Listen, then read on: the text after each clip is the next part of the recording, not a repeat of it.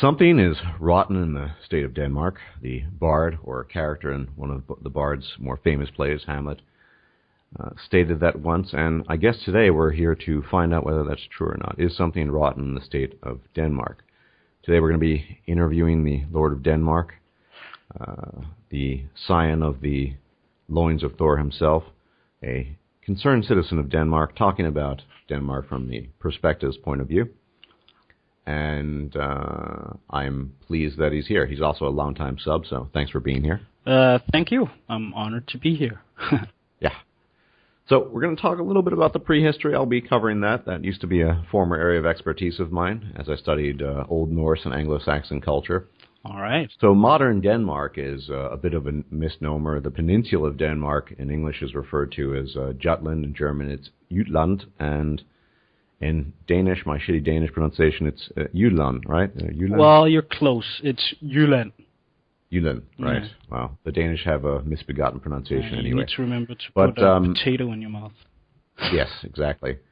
But it was named after, unsurprisingly, the Jutes, one of the three tribes, the Angles, the Saxons, and the Jutes, that left Jutland to invade the former, well, now United Kingdom, but Great Britain at the time, or Britain.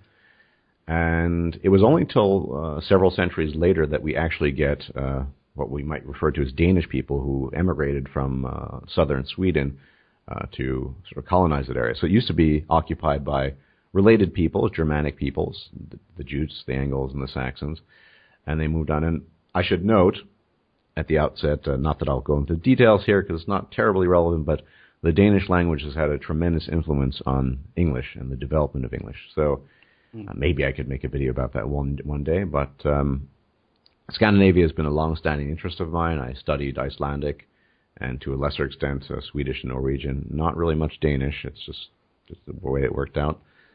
But that was more or less the prehistory. And of course, there was also a lot of Danish involvement, obviously, in early medieval England, basically from 800 onwards to the late 11th century. Invasions, there was an entire area referred to as the Danelaw, not relevant here necessarily, but Denmark really comes into the map in the mid-ish, late-ish medieval period, and as many of you probably know, Scandinavia in its totality was one of the last areas to be fully Christianized, and so they carried with them the pagan religion, Germanic religion, for quite some time. And I think one of the interesting things we can explore in this talk is how we got from, I suppose, the scourge of Europe, and sometimes the monks, the Christian monks, would refer to the Viking pillagers and raiders as the scourge, the Great Scourge, to what, in the case of Denmark, is generally referred to as one of the highest indices of standard of living and quality of life, etc. So it'll be interesting to explore how we get from essentially raiders, plunderers, pillagers, etc., to the current state of affairs. So I'm going to let our Danish friend here take over. I've talked a little bit about the more ancient history. So when do we first see the rise of a proper Danish state where people regard themselves as Danish and sort of a more modern state of Denmark? Right. So as you said, you didn't say it, but like the ethnic Danes are originally from Zealand, or like right. You said, they migrated from Sweden. But the first, I guess, time you could say that a Danish people were conceived was when they found the Yelling stones, which is rune stones that were created by Harald Bluetooth, which is one of the oldest Danish recorded monarchs, which is also when he Christianized, actually, Denmark. And you talked about how we might get from, like you said, the scourge of Europe to a very different country. And it's right around this point in, like, what's it, like 965, that you see a consolidation of power in Europe. So the the countries are getting bigger. One of the reasons it was easy for Vikings or raiders, Scandinavian raiders, to prey on the rest of Europe is because the small fiefdoms and kingdoms, they weren't very big and they didn't have a lot of manpower, so they were unable to mount successful resistance. But as you see, like the bigger countries start to form, France, the Holy Roman Empire, I guess Harold Bluetooth or someone.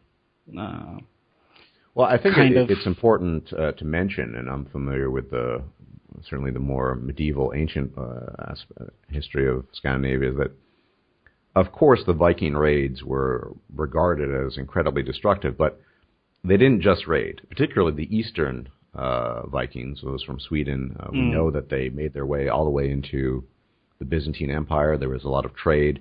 And I think ultimately a combination of raiding and trading led to Christianization, and he introduced an influx of new ideas and basically a departure from the old sort of Germanic Viking culture. Exactly. And it was also, I think, a practical decision by that king, as he saw like Christianity really gaining a foothold pretty much everywhere. I guess he just said, looked at the situation and thought, I better Christianize this country because otherwise we're going to get invaded. I would agree with that. I'm familiar with Bluetooth. I mean, certainly it was a pragmatic decision, and it was even the same case way back in Anglo-Saxon England in the 5th century. So, well, we might as well just go along with this. Yeah. I mean, we know even certainly at that point in time, and then further down the line, the church wielded tremendous power, and I think apostasy, and particularly paganism, was not tolerated at all. In fact, we know that Charlemagne personally saw to the hangings of multiple Saxons who still practiced paganism in northern Germany. So it just wasn't a viable option anymore. No. Although I'm sure you're familiar with this, and many in the audience might be, there's still people who practice a satru, this sort of faux Nordic religion, pagan thing. But yeah. But even then, I mean, this is an interesting thing we can examine as well. Is that, you get from a pagan Germanic religion to Christianity to essentially secularism. Right. So that's a transformation in itself. So we're moving more towards a modern era, and certainly by the Renaissance, Denmark was a kingdom unto itself. Yeah. So from early modern history, from the 1500s, as you say, we get a lot of. I don't think we need to go into detail, but a lot of wars in Scandinavia between Denmark, Norway, and Sweden, unions, alliances, more wars, cessation of territory. But what happens at the end is let's see, Denmark basically ends up with in possession of Greenland, which was colonized by Norwegian Vikings actually, and Iceland as well. And at this point in the 1700s, where this is taking place, Denmark started losing a lot of territory in these wars. So actually, at one point, we were in control of, or Denmark, the Danish crown was in control of both Sweden and Norway, and Greenland and Iceland. So we were kind of a big, empire almost. And the Faroese, let's not forget. Oh yeah, the Faroe Islands, of course, which we were also in control of. And still to this day, it's the Faroese, I believe, are a protectorate of the Faroe Islands, are a protectorate of Denmark. Yeah. It was 1918 that Iceland officially let go of Denmark, although Danish instruction, since I'm most familiar with Iceland, is still mandatory in the schools, and all Icelandic people speak Danish, generally speaking, along with English. Of course, the relations between Scandinavia these days, particularly Iceland and Denmark, are quite friendly. So I think that actually went over fairly well. Yeah, everything. Well, not everything went over pretty well, but that's the issue here, because after all these like losses, and we lost big territories in Sweden, and we have to give up Norway to Sweden as well. And then we had a famous war in 1864 with Prussia, of all people, where actually we instigated a war and tried to gain possessions in Prussia, and we lost heavily, and Prussia took a lot of territory in Lower Jutland. And since then, actually, Denmark has been maintaining a position of neutrality in pretty much every war ever since. Although during World War II, you were effectively conquered, more or less. Well, yeah. We had a 10-year, I think, non-aggression pact which the Germans broke. But, I mean, we didn't... The resistance we offered, you could count it in a matter of hours. And a hefty firefight by the Royal Guard at the palace. Yeah. Well, I mean, the Nazi ideology generally regarded, places like the Netherlands, Denmark, and other sort of, I guess, Teutonic brothers in arms. I mean, supposedly they were more merciful. Yeah, I mean, we did have what do you call that? A corporation government, but. But I mean, as far as cooperation goes, it's like selling fish and food. Like it wasn't very different from the First World War, where we were also neutral and sold goulash. So yeah, but that's Denmark in a nutshell, right? It's a I think Denmark is something a country not many people think about very much. Right. If you're familiar, although it is very unusual in some ways, I mean, I don't want to go into the details of people not interested in language, but Danish pronunciation is wildly, at least standard, differentiated from Swedish and Norwegian, which tend to be mutually intelligible, and they have a really fucked up counting system based on fifths, and I'm not going to even go into that here. Right. Yeah. But they're kind of, nobody really thinks of Denmark, but it is a very nice country. It's very pretty. The capital, Copenhagen, or let me butcher it in Danish, is it Copenhagen? Yeah, Copenhagen. Yeah. So sorry.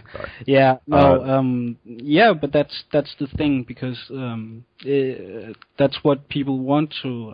That's what Danes like to think about when they think about Denmark. It's a nice little pretty country.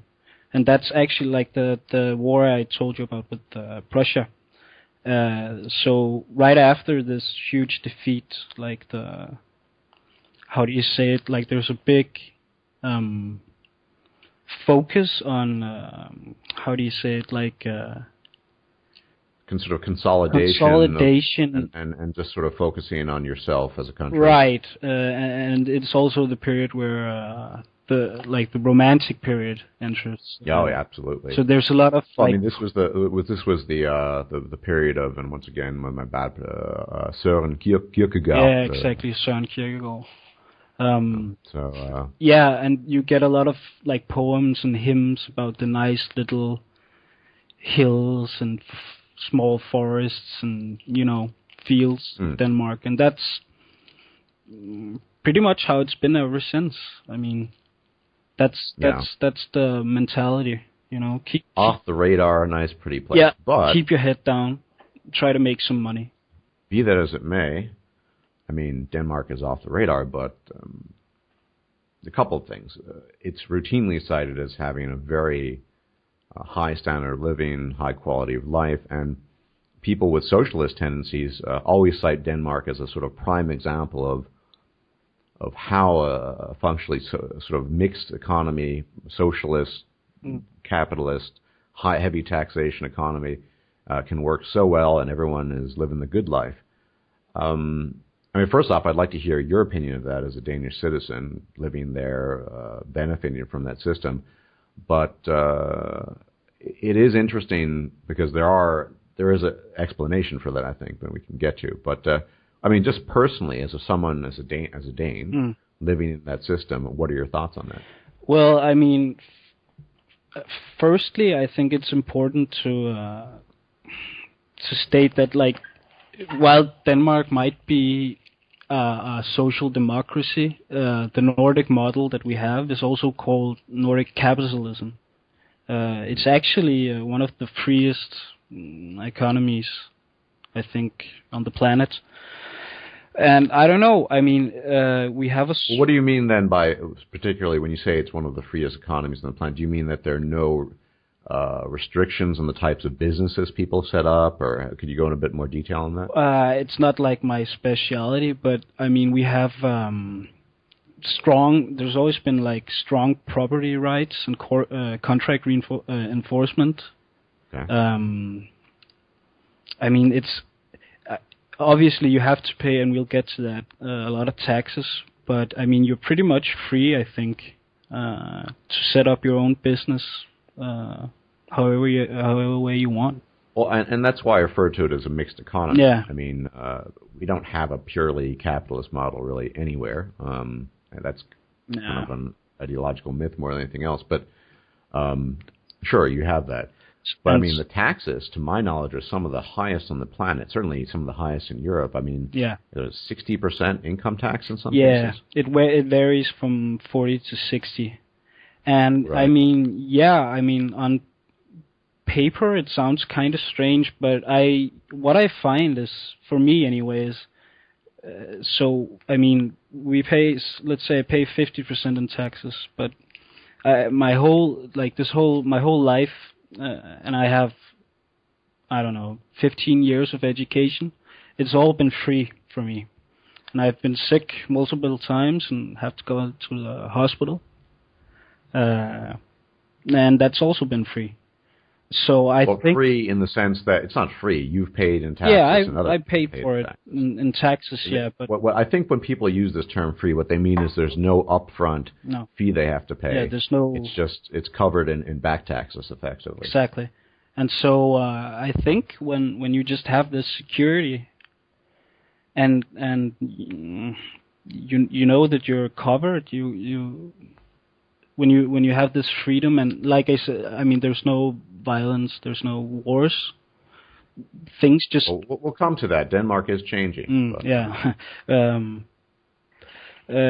But like when you watch mice in a optimal environment, I forgot it was you or Calhoun mouse experiment. I think Barbarossa was the first one to bring it up. Yeah, I mean, it seems to me like it's, but that's again, I'm a Dane, but it just seems logical to me that if everyone does their part and contributes, the society will grow. I think. I mean, as most Danish people can't really. We have this expression called amerikanske tilstand, like American state of affairs, is what it means when you like what it means is when you can't get any help from the government or your community or whatever, but you have to like deal with everything yourself. It's not really thinkable for Danish people, and it's not really a socialist thing. It's more of a common sense thing, but that's what I feel. Some people might disagree, though.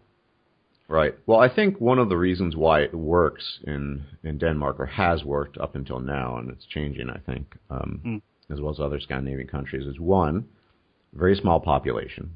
I think you have less than 6 million people at this moment in time. And let's face it, racially and culturally pretty homogenous, not really mixed, mostly people of Nordic origin. A few minority groups here and there, but not very much. No. And the minority groups were not groups, say, from Africa. Right. Then, of course, I think it can work. Now, we don't. The problem is that system has not been tried on a massive, massive scale. Say, the United States, 300 million people. No. So it's questionable as to how well that would function. And I think the combination of smaller population and sort of racial, cultural, ethnic homogeneity contributes to the functionality of that model. But then again, we see that a lot of the motivation of some of these so-called refugees or migrants is to take part in the welfare system. Right. And the welfare system only works to the extent that people are willing to pay in and agree on it, and willing to contribute in part. So yeah, and that's when you have that's totally right. I mean, I'm not sure about the small population, but I think that ties together with the homogeneous population.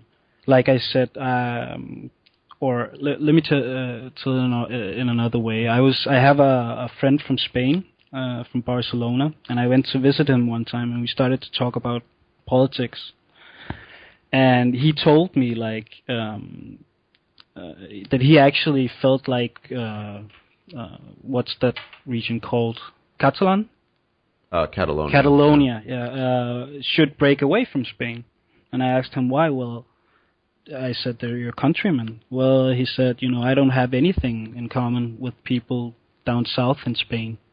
They just take all our money and they don't produce anything. And that was kind of like a strange experience for me, because I mean, the furthest countrymen I have from me is like people who live in maybe Jutland, right?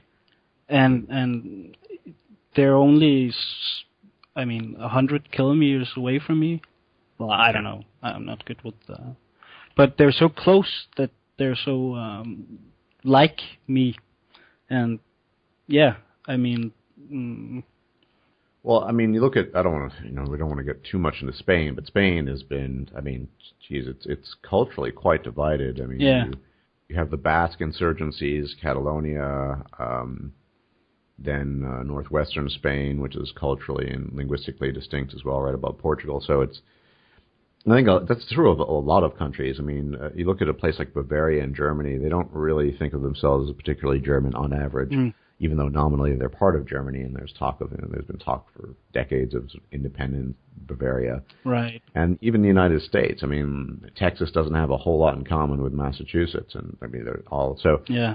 It's actually more of an exception than the rule, I would say, in Denmark. But specifically, I mean, when I say talk about homogeneity, I'm also talking about, just white Nordic people. Right. I mean, it's mostly what Denmark has been for centuries. That's changing, obviously. Yeah, it is. I mean, it's not changing that much, actually. I went ahead and looked at how many refugees we were set to take in this year.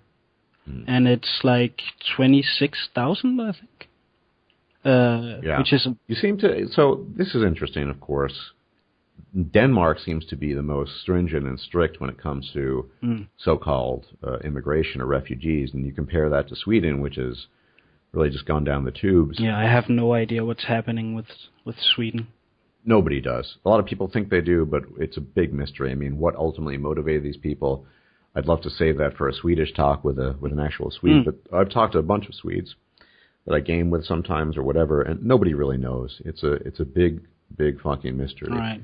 But Denmark certainly has been much more conservative and restrictive on immigration. And I'm thinking, I mean, there are lots of theories as to why. I mean, you guys were the first ones to get hit by the Muslim bomb, as it were, speaking metaphorically, with the, I think it was the Jutland cartoons. Oh, yeah. 2005. That might be before some of you guys' time, but for the aged and old amongst us, still remember that. And I think that was one of the incidents in Europe that really sort of set off this, Muslim terrorism, Muslim bombing, so more of this.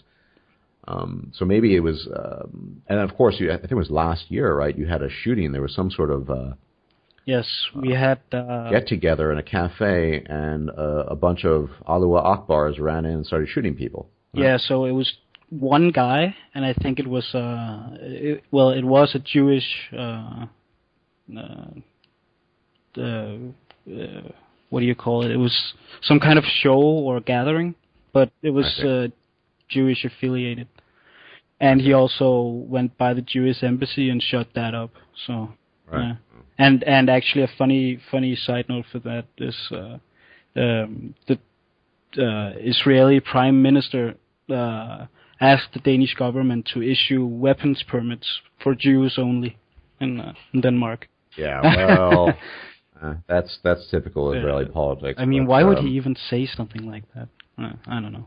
Well, we could have a discussion about Israel that would take 3 years, and I'm actually trying slowly to get some Israeli on, but I think it would be mostly arguments more than anything else. Yeah, but we had a lot of actually really strong reactions because I mean I've never really seen. We had all of a sudden Danish police with submachine guns on the streets everywhere.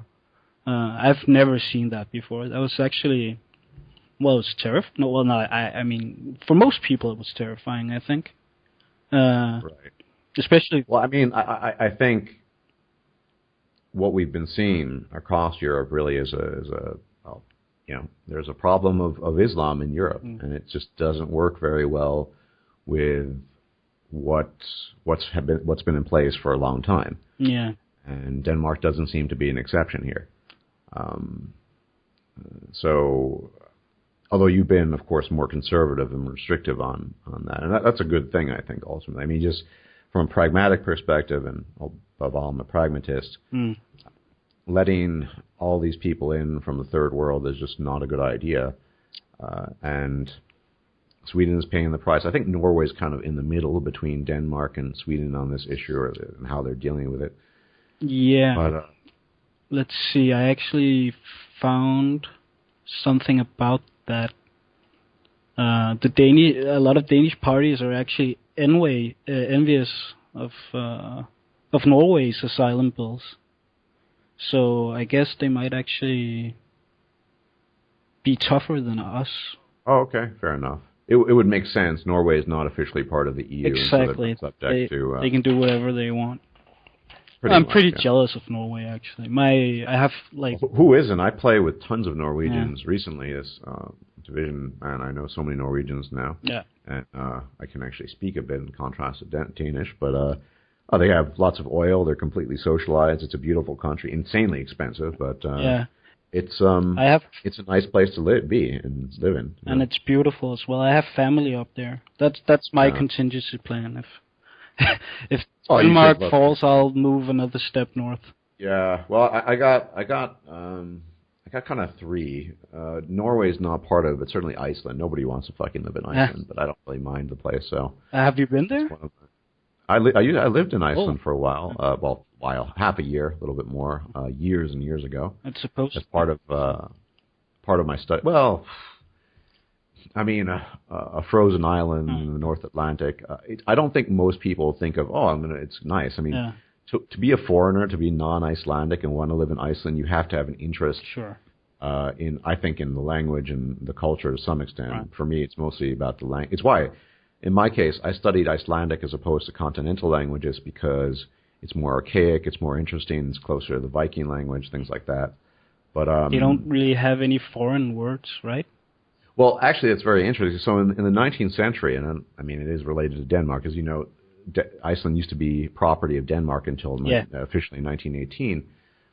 Towards the end of the 19th century, there was this huge move towards sort of language purism, and to this day, it's continued. And there were a lot of Danish loanwords in Icelandic for quite some time. And what happened was, the nationalists said, "No, fuck this, we're getting rid of it." And this is so.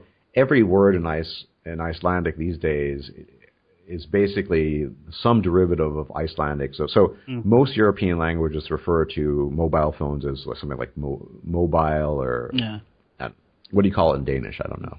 Mobiltelefon. Mobil, right? So in Icelandic, it's farsimi. Far literally meaning far away or sort of removed, and simi being a wire. Right. Yeah. So it's just. That's just the way they do it. And I think that's pretty cool. Yeah, I mean, it's quirky, but I mean, Iceland itself, there's some nice geological sites, but you really have to have an interest in, and you have to like cold weather and also like lots of darkness or alternatively lots of light. It's not, I lived there mostly in the winter and the fall, and it was not. I don't think it's not what my tastes are really weird. I like northern climates. I like northern peoples, even though I'm Eastern European to the best of my knowledge. So I'm just weird like that. But yeah, it's a nice place. We're going off on a tangent here. Right. Yeah, if Iceland, I think, is nobody wants to go there. So there, you have that, and Norway is a decent place as well, though incredibly expensive. But do you see a rise, say, in nationalism in Denmark these days, contrasted with other places? Well, I mean, yes and no. So we've always had actually a pretty strong, well, not, I don't know. Well, even though we are a social democracy, like I said, and you said it's a mixed economy. So we have strong socialist traditions and inclusivity and sharing of resources and so on and so forth. But we also have a strong contingent of, conservative, pragmatic people. And yeah, I guess, I mean, we're not seeing like bashings of immigrants or lynchings or something like that, but the rhetoric is certainly changing. Actually, I felt, and it's funny actually, because you were talking about tribalism not too long ago. I felt actually the talk of it. You know what I'm saying? When you see, just because I like to like you do watch, observe stuff scientifically and so on and so forth, but I actually felt the tribalism, like I wanted to protect my... Interesting. Yeah. See, this is something I think people misunderstand me. I don't know why I'm this way, but I just don't have a tribal wire. I don't feel aligned to any particular tribe, whether, directly related to me or otherwise. So, in fact, if anything, like I said, I feel the most affinity for Northern Europe. I'm not, to my knowledge, any Northern European in me. But I just think I like the climate, I like the culture. It's just that, I mean, that's just kind of what I like, but it's not because I have a tribal allegiance to them. No. But yeah, I think tribalism is a very natural thing, and it's just something you have to accept. That's the way people are and the way they tick. Right. Even if you're not, and I'm not, you still have to somehow navigate the world in that context, in a tribal context, partially because I'd say 90% plus people are like that. They have their flags and they feel national pride, which I just think is stupid. It doesn't make any logical sense to me, but no, that's not, human emotion is really logical, and you have to work in that context. Certainly, from my perspective, if I'm going to continue to live in Europe, then I'm obviously not going to side with people who think it's great to, with the Muslim imports. Let's have lots more Islam in Europe. Yeah. I certainly, listed a million reasons why I don't like Islam. Above all, it doesn't leave you alone. And I mean, I'm be perfectly honest, I think looking at mosques in the European landscape, to me, is pretty disgusting. When I see in Ireland, historically, I'm not a fan of Christianity either, but, you just see this landscape sort of being blighted out by foreign mosques. It's a bit odd. Maybe that's a bit of tribalism there, although I have no affiliation with that. It just seems kind of not to fit in. Yeah. I could imagine a mosque popping up in the middle of Rome or Siena or someplace. It would just be really odd. And there probably are. I haven't checked, but we have a few. I'm not going to side with someone who's supportive of that. And if I have to throw in my lot with so-called white nationalists, if the shit really hits the fan, I have to be pragmatic, and I probably would throw in my lot with people like that. I might not agree with them on a lot of stuff, but a lot of them are very conservative and particularly traditional, and I plan on making a video on the nature of tradition in the not too distant future. But it's better than dealing with Muslim bombings and terror attacks every couple of months, right? Right. Well, I mean, to return to how this is changing Denmark. So, I mean, I have this article in front of me that talks about the government is actually kind of planning for censoring hate speech by imams, actually Danish imams.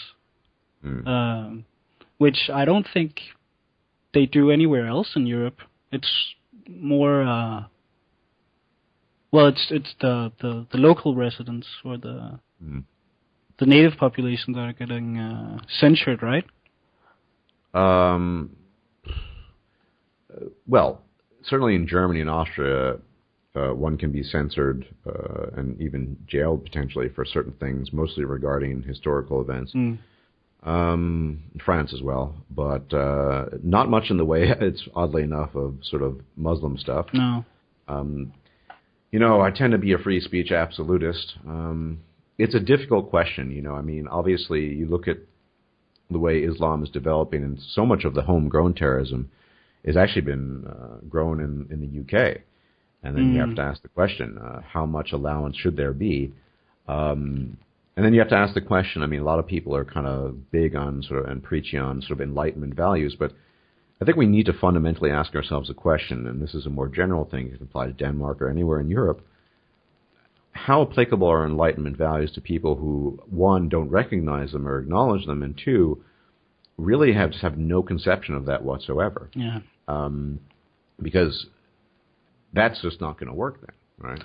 Right, and it gets, I know what you're saying, and it gets kind of weird in Denmark. I mean, we're kind of a shy and introverted people. Yes. Yeah. So when you get this, medieval man entering your country and spouting, apocalyptic nonsense and Islam and stuff, you get this kind of awkward silence reaction, from the typical Dane. He knows it's totally wrong and stupid, but he'll just go like, wow, maybe just do it in your own home or something like that. You know? Until there's another incident in Denmark. Yeah. Some cartoonist is. And that's what we're seeing now. Is like it's a slow burn. You know what I'm saying? But I mean, I really get. I mean, I'm not trying to advocate something, but I really get the feeling like, I mean, if of all places, like in Northern Europe, I think Denmark is willing to make the most like drastic changes to like maybe even close all borders and stuff like that. Because look, I don't blame you either. I think here's the thing. I think European people in general are being, and obviously Denmark's a great example of that, are being pushed to their limits with their so-called tolerance of some of this shit. It's undeniable that you look at, say, Europe in 1989 or 88, things were just a lot better. Maybe not technologically necessarily, but the demographics have changed, obviously, and that's been pretty, I think, damaging overall. And this acceptance of just about everything, this look, I mean, it's a complicated issue, but we're definitely getting to the point where too much tolerance is not a good thing, and we're actually have to challenge some of the so-called values we've inherited. I mean, so-called Enlightenment values. I've talked about that. How valuable are Enlightenment values to people that don't even know what they are, or recognize or acknowledge them? Not very. It's like trying to trade gold to people who only value, I don't know, pork or something. It doesn't really matter, give them all the gold in the world. So, yeah, I definitely see a drift there. I've been observing it from afar in Denmark and other places. But I also want to say, like, while there may come a shift, I don't necessarily think it will result in all this, like a repetition of the Nazi regime or oh no, that's stuff like that. I think I think people need to understand, like Danes especially, they think about stuff like this in practical terms. Like, there's almost no ideology in Denmark apart from some socialism, which is a few traditions here and there and some parties and some 60% income tax. Yeah, holidays. But I mean, most people are just interested, like I said, in keeping their heads down and Danish hygge, comfiness, and when they see this crazy trouble, ballade. Well, I think Scandinavia, of all countries in Europe, is just the most shocked by this. I mean, like, you guys have largely been, certainly in the 20th century, fairly isolationist or non-interventionist or neutral or whatever. Yeah, they're you kind of been doing your own thing. Yeah. And the continent has gotten through, the legacy partially of colonialism and just bad political decisions. Right. I mean, look at Germany, for example. Eastern Europe has had so many incursions and intrusions over centuries. Right. And I can just imagine Scandinavians sitting there thinking, what the fuck is going on here, man? What happened to our nice little socialist paradise? Everything's changing. Right. And it's important to note also, I mean, Denmark did have some few colonies, particularly in the West Indies. Technically, the Faroes are still a colony, and they're always debating whether to leave or not. I mean, yeah, well, they certainly like our money. Yeah, well, I mean, it's not practical for the Faroese to Yeah. leave Denmark, I think. No. They've got fuck all on their own. So. Right, and that's the same with. I mean, that's also something we could get into really short, like Greenland, which is technically a colony as well, is subsidized with like $6.1 billion Danish crowns annually. And all that money is going to like long-term projects for sustainability, self-sufficiency. And there's an interesting sort of mixed population of Inuit and Danish people there. Yeah. And I've seen some interesting documentaries, but yeah, I think in general Scandinavia has been sort of shocked by all this because you just kind of, you like to keep your head down and not get really involved, do your own thing. It seems like not me, but a lot of young people had this idea. Well, the idea we grew up with was like we haven't had a war in 150 years, and we are on this like progress ladder where we get rid of the colonies slowly, but not too fast, because they need to be able to take care of themselves and accept immigrants, but not too many, because that would be stupid, and accepting nobody would be heartless. But then you're met with all this, as we say, like violence and I guess Danish people are kind of naive in that point. I guess we just kind of expected everything to just stay like it was. And Sweden even more so. I think, like I said, you've kept your head in the sand, which is perfectly viable way of going about things.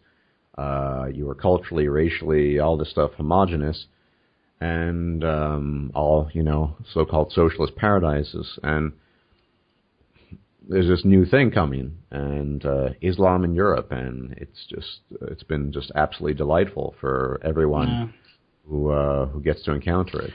Yeah, and it was incredible. I was in Harzen in Goslar in Germany for a holiday like last summer, and this is like a medieval town, like where all the buildings are from, I don't know, the 1500s and stuff. It's really beautiful, but I've never seen so many foreign people before in like a Western European city. That was insane to me, actually. Germany, I've talked about this before, Germany is, I think ultimately it's due to sort of being racked with guilt over events in World War II and so on. I don't know what the solution is for Germany. I certainly don't want to be here forever. It's just still sort of practical for me to be here.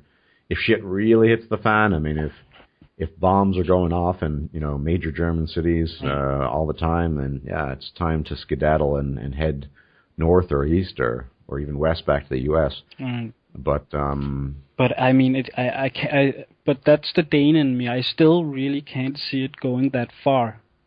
I mean, I every It might time not. I don't. I read a new, I'm not making apocalyptic predictions here. I'm just saying the direction we're going in Europe is such that we kind of have a choice. We can actually clamp down on shit and actually do something about it. We, the politicians, European people, whatever, or we can just accept the fact that every couple of months there'll be another Muslim terrorist attack. Some shootings, killings, maybe 30, 40 people dead. And this will just become part of European life. It'll be in Brussels, maybe next time in Berlin, maybe next time in Copenhagen, maybe it'll be in Amsterdam. And this will just become part of European life. Every couple now and then there's a Muslim terrorist attack or bombing, and there'll be some Allahu Akbars, or as I like to say, Allahu snack bar. And we can live, and people can choose to live with that, or they can get fed up. I mean, right. It's impossible to predict exactly what's going to happen, but the rise of the so-called far right, and they're extremely leftist. They're socialists, most of them. Hate how people say they're the far right. They don't really have any economic policies that resemble conservative policies, but this is an indication of that. And it's when you're stuck in the middle, and I find myself often stuck in the middle, not because I just think the middle position is the best, it's because that's where I am. The people on the left are just utterly insane for the most part, or have become, I don't know. And as I mentioned in my recent video, some people, some of the things in alt-right and the so-called far-right say it makes sense, and other things, not so much. And, you're kind of fucked if you're in the middle. Yeah. It's a lot easier if you're already, fringe left or already in that sort of nationalist camp. But ultimately, what are you going to do if you're absolutely pushed?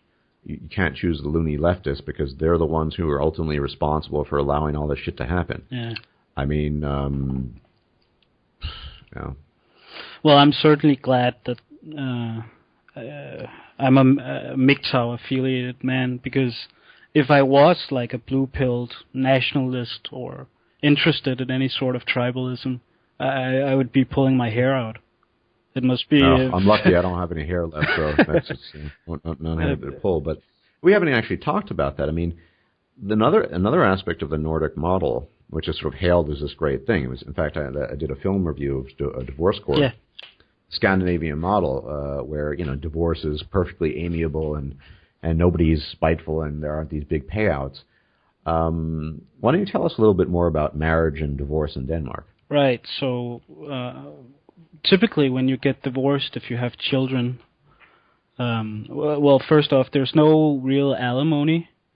So if there's an agreement that, say, the mother of the child stayed home and worked, the man has an obligation, or the husband has an obligation to support her for something like 9 months or something like that, a short period of time, and after that, she has to pay for herself or go on welfare, and assets are pretty much always split down the middle. Common assets, and you can't really sue your spouse for what do you call that? For more money when you get divorced. So this could be one of the odd cases where so-called egalitarianism actually has benefit. I mean, rarely is there a system that's perfect, and rarely is there a system that has no benefit whatsoever. So, in viewing everyone as so-called equals, it means, in the case of Denmark and other Scandinavian countries, the woman doesn't get all the guy's shit because the woman is allegedly equal to the man. Yeah, and I mean, actually, it's not perfect at all. You still, you still need to pay, child support. Yeah. And you never ever get the custody as a man, of course. Well, gynocentrism and all. Yeah. But there's not this like vitriolic hate that I see in America and other places. Well, I think we should need to be clear about this. Is that, as everyone knows in the MGTOW audience, this is not because Danish women are somehow unique. This is because the system doesn't allow them to live out what. I mean, if the system had been switched over the past couple of decades to the American model, they'd be doing the same thing. They'd be court raping Danish men.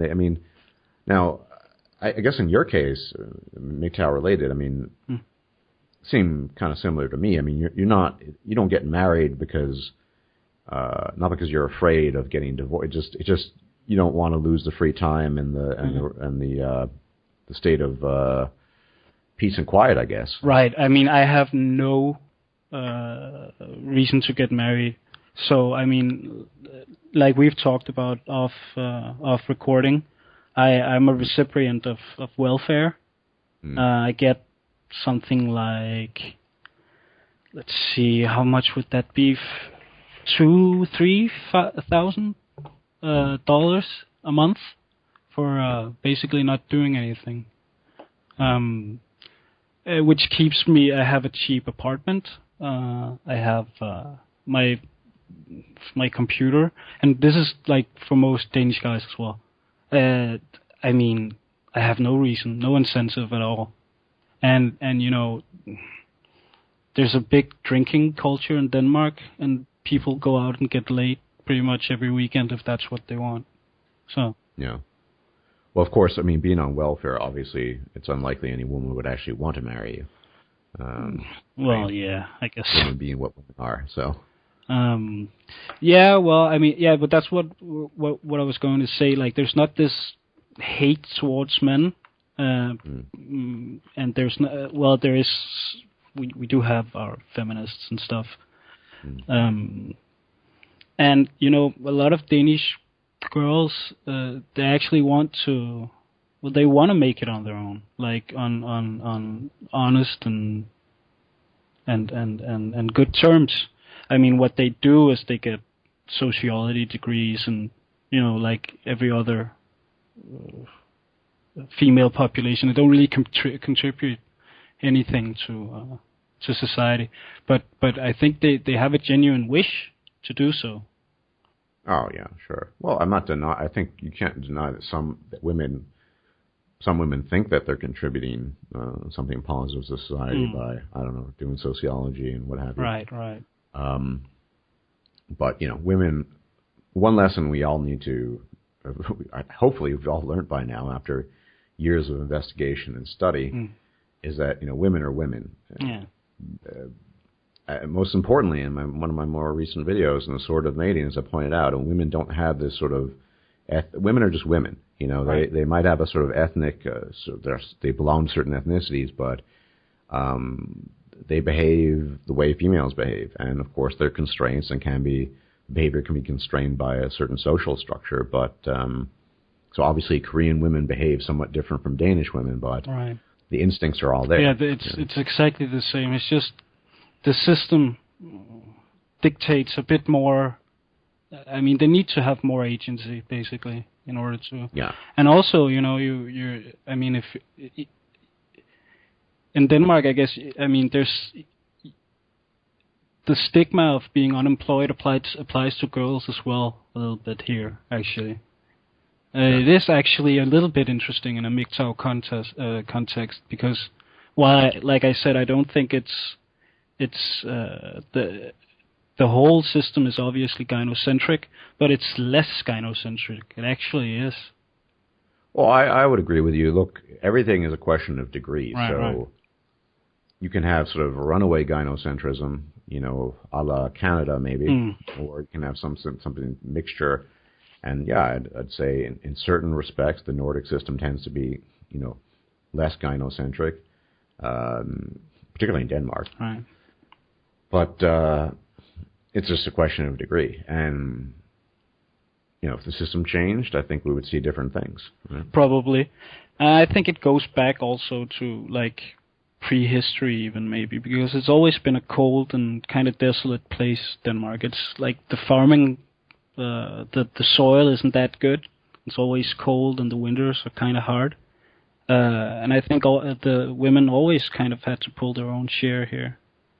Yeah. Well, I mean, We have a small population. We can't really afford to keep women in harems, no? Look, Sweden, before it went, mad and went socialist, I mean, it was some of the hardest working and most free, so it's regarded as sort of the freest market on the planet, and a lot of American work ethic, which is sort of more mythology, I'd say, than actuality, but let's just claim it's actually real. American work ethic is derived from a sort of Nordic Protestantism, which, in cold, very cold countries, you're absolutely forced to do stuff. You can't just lounge around. If you're hanging out on the beach in Aruba or something, it's a little bit different. Crack open a coconut.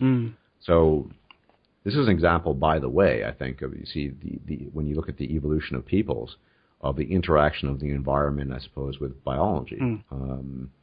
If you need to work, the environment's going to challenge you, and it's going to affect you in different ways. And if you don't need to do the same work, if you have more leisure time because it's the climate is easier. Even, I mean, you look at the history of Scandinavia, even in the summertime, that's just a break in preparation for the winter. I mean, historically, at least, before modern times. It's true.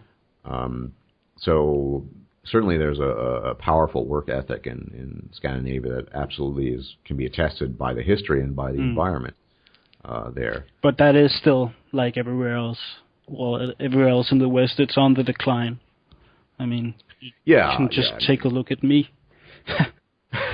But that is what happens when these mice get into a perfect environment. But I mean, you're as far as I know, you're on welfare for legitimate reasons because you're not able to work. Sure, right? Sure. Right. So. But still, I mean, there are a lot of people here who abuse the system, actually.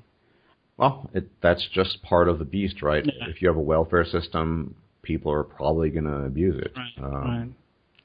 So. And it goes without saying, of course, that something like 8% of immigrants, 80% of immigrants that come into the country go straight to welfare and basically never leave. Which is, of course, something that pisses Danes off mightily. Yeah, well. Because, that's our most, every time we go abroad, this is what we're most proud of, the welfare system. The welfare system. And we got the welfare. Yeah, I mean, we consider ourselves, morally superior, kind of, a little bit. Because you got the massive welfare. Well, look, moral superiority is all well and good, but with the quote-unquote immigration issue and the abuses there, it might be time to reconsider, or maybe not. Who knows? But, I mean, they did just lower the amount of income you can receive. Yeah, that was really interesting. I saw that happened in the fall and autumn, and they actually interviewed some people, and then they said, "Oh no, we're leaving because the welfare isn't as good, and we're going to go to the UK instead." Yeah, but I think that's fair enough, actually.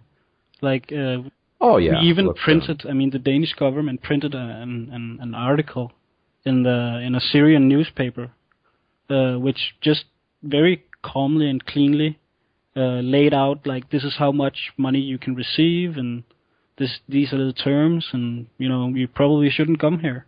You can go other places. There was a big shitstorm about this. This article that they published, but I thought it was a pretty, logical thing to do, actually. I think long term, my hope is that Europeans in general just become less sensitive to being, quote unquote, insensitive, and they just do what they feel is necessary, and to the point where no fucks are given. Yeah. And that's long term. That's the only solution anyway. So. Yeah, and that's easy or easier in Denmark because, like I said, we don't have any real colonial history to point to. So just the blame. A bunch of pretty people on a small peninsula. Yeah. Well, I don't know about that, but I mean, yeah. Are you not? Well, actually, it used to be traditionally that Danish people were regarded as the most beautiful people in Europe. Maybe something changed there. I don't know. I think that's mostly like Swedes or maybe Norwegians. But Maybe. we are. I had an ex-wife a long time ago who was Danish. Oh. She looked pretty fucking good. Yeah, well. But one record that we do hold actually is the world's happiest people. Yeah, well, there you go. Just not. Socialist paradise. We just regained the title, actually. Even though, like, just as many people as the rest of the West in Denmark are on antidepressants and so on. Yeah. So I don't really know, but I guess it's just a testament to, like, if you have food in your belly and a cheap place to live, and there's no wars and stuff, you're pretty happy, right? Well, some people are, some people aren't, but generally speaking, that seems to be a system that kind of works.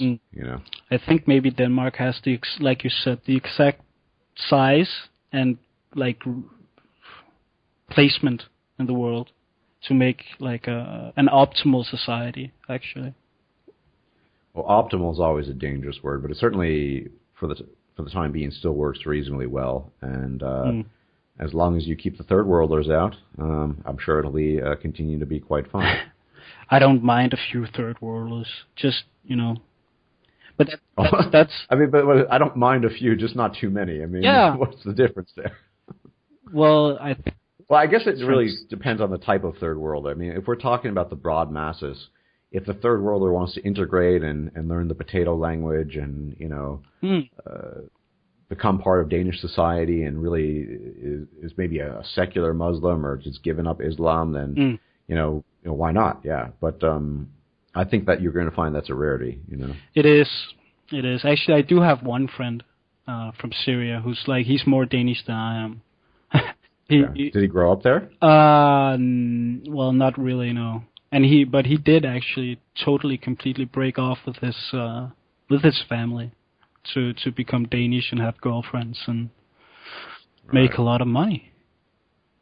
See, and here's the thing. I'm perfectly fine with that type of immigrant. And this is, I guess, where I would sort of part ways from white nationalists, where I think these types of people are a minority, but if they want to become Europeans, then I don't really see the point. Whereas white nationalists kind of see it as being European as much as a physiological legacy, and it partly is, obviously, as anything else. Your haplotypes and your autosomal DNA and stuff like that. Right.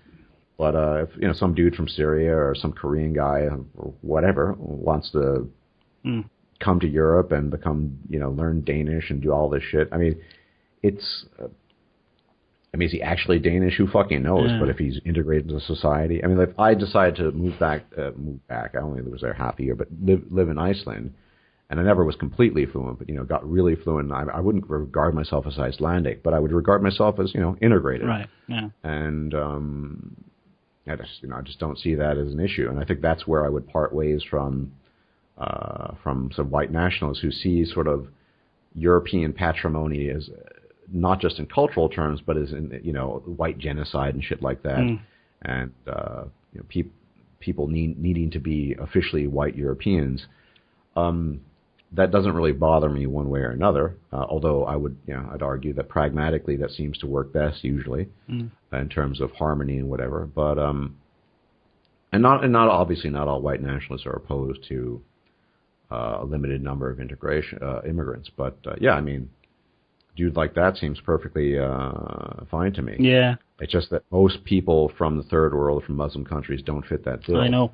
So, and that's where the problem lies. Like, I have this article again in front of me, which talks about, like, the Danish government just released this plan for immigrants to integrate better, but the gist of the thing is that they want them to work first and then learn Danish after. See, this is what Danish people are interested in. Really, if you do it behind, like, in your own home, you can basically do whatever you want. Danish people don't really talk about, like I said, we're shy. What we're interested in, if you can contribute and like if you work really hard, you'll gain the respect of most Danish people. Yeah, and if you learn the potato language. Yeah, exactly. Well, I mean, that's an incredible added bonus. You you won't believe how many jokes we have about immigrants. And wasn't there that super fucking old video? It's hysterical. I'm sure it's still around on YouTube, of Danish people allegedly not being able to understand each other. Oh yeah, You know the one I'm talking yeah, about. yeah, The guy going to the bicycle shop and getting it repaired, and he doesn't know what's going on, and it's pretty funny. Yeah. I think it was a Norwegian production. Yeah, it was, actually. or a Swedish one. Yeah. That's great. But a testament to the potato language. I mean, I got to say, just from an outsider perspective, if I were just completely ignorant and I just listened to all three, I think I'd probably go with Swedish or some variant of Norwegian. I mean, Danish is just... I can read it fine most of the time because it's so similar to Danish. It's to Swedish and Norwegian. It's just, the pronunciation. Yeah, it's the pronunciation. Like the expression, "Hvordan har du det?" How are you in Norwegian? It's the same in Danish, but how do you say it again? Hvordan har du det? Yeah, it's just like intonation completely different. And a lot of thrusts as well. I think we're one of the only countries, languages that has these thrusts. Yeah, and your weird fifths counting system, which I just gave up on. I wasn't very invested in either, but... yeah. Well, it's 51, 55. Yeah, it's pretty stupid, I guess. Yeah.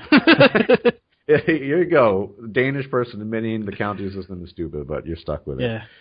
All right, is there anything else you'd like to add as we wrap this up? Well, no, I think we pretty much covered everything. All the bases, as they say in American. We covered all the bases. Okay. I guess one last news is that we're no longer the top exporter of pork in Europe. Still the top exporter of Lego bricks. Okay. Who's the top, as a final note, who is the top exporter of pork now? Let's see here. Spanish pork. Spain is, okay. And German. So, there you go. Germany and Spain, the pork people. Right. But all right, everyone, thanks for checking this out. I mean, Denmark is one of those off-the-radar countries, so it's hard to court controversy and talk about controversial things. But I think, if anything, those of you who are unaware of the Nordic model and Scandinavian history in general and the people might have a somewhat better perspective. And if people are linguistically interested in the influence of Danish in the English language and there's enough demand, I would be very happy to make a video about that because that used to be my specialty back in the day, among other things. So everyone, thanks for listening and tuning in. And let me thank my guest, Sign of the Loins of Thor, for joining me here. And, thanks for being here. Yeah, thank you.